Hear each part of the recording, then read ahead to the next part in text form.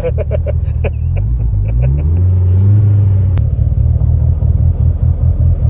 nak kena calibrate tu.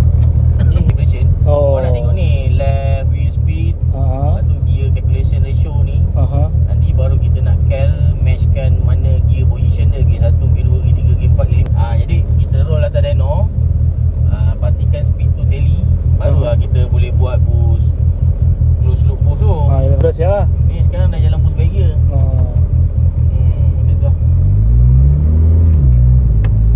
Dan kita slow down. Okay, bawa tempat dah. Kalau tak tadi bang, junjut bang. Menjut kan. Benda tu yang